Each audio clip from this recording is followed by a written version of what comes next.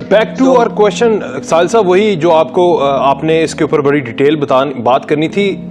اسلام کا political system, political فلسفی اور نبی پاک صلی اللہ علیہ وسلم کی زندگی میں کب سیاست، بہترین سیاست جو ہمارے لیے مشعل رہا ہے. جی ساحل صاحب، یاد رکھیے گا، یہ اگر بچوں کو ہم نے اسلامیات میں پڑھانا شروع کر دینا، بس کلاس 1 سے لے کے 5 تک، چلیں 8 تک، ٹھیک ہے، تب ہمارا ملک آدھا تیار کر لیا ہم نے.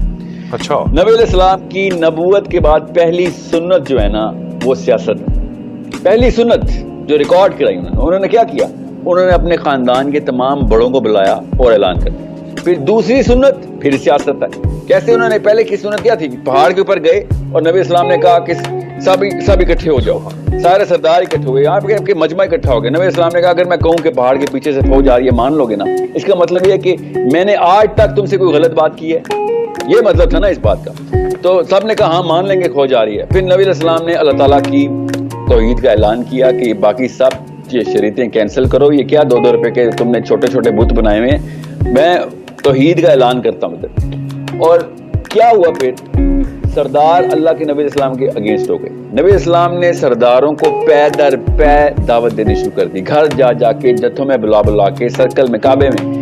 نبی اسلام نے اگر یہ تبلیغی جماعت کی طرح کے مشن کے اوپر کرتے تو ہم کہتا نہیں یار اسلام میں پھر 1 on 1 دوستوں کو سرکل بناؤ، پھر اس طرح کرو، کلسٹر بناؤ. نہ، نبی اسلام نے سب سے پہلے، اور ہر نبی کے ساتھ اللہ تعالیٰ نے کام کیا، جا جا کے پولیٹیکل مائٹ کو چیلنج کر.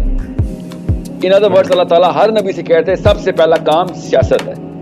میک شیور یو انڈرسٹینڈ کہ اسلام کس طریقے سے سنت کے تھرو ہمیں بتاتا ہے کہ جب تک آپ نے سب سے بڑے بلا کو چیلنج نہ کیا تب تک اسلام نہیں آیا آپ کے اندر. جاتے ہی سب سے بڑی، میں اس لیے تو کہہ رہا ہوں کہ سب سے بڑی بلا اس وقت عمران خان، نواز شریف نہیں ہے، وہ بیچارے چھوٹے چھوٹے ٹٹو ہیں سسٹم کے. سب سے بڑی بلا یہ سسٹم ہے، اس سسٹم کو چیلنج کر دیں. یہ میرے نبی کی سنت ہے کہ اس سسٹم کے خلاف آپ نے لڑائی کرنی ہے. دیکھیں یعنی کیپٹلزم کو چیلنج کرنا ہے.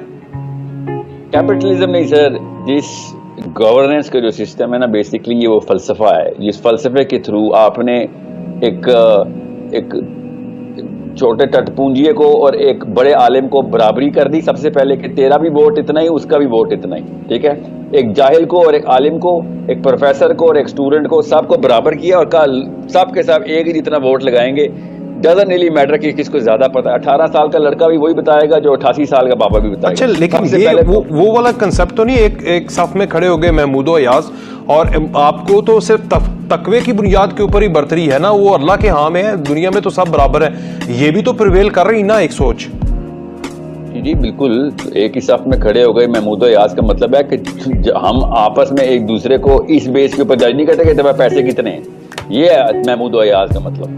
اس کا یہ مطلب نہیں ہے کہ تقوی کے بیس پہ ہم مسلمان تو جج ہی صرف تقوی کی بیس پہ کرتا ہے. نبی اسلام نے کہا تم میں سے صرف بہتر وہ ہے جو اللہ کے زیادہ جو متقی ہے.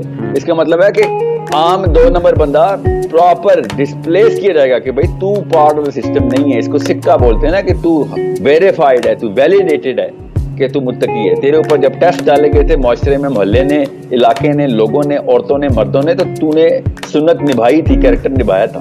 اور ہر بندے کو پتا ہوتا ہے کون متقی ہے.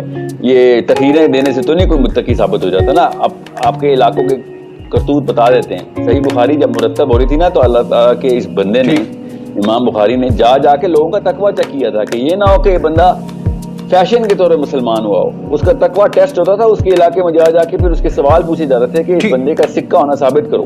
ہم کیوں نہیں کر سکتے ایسے؟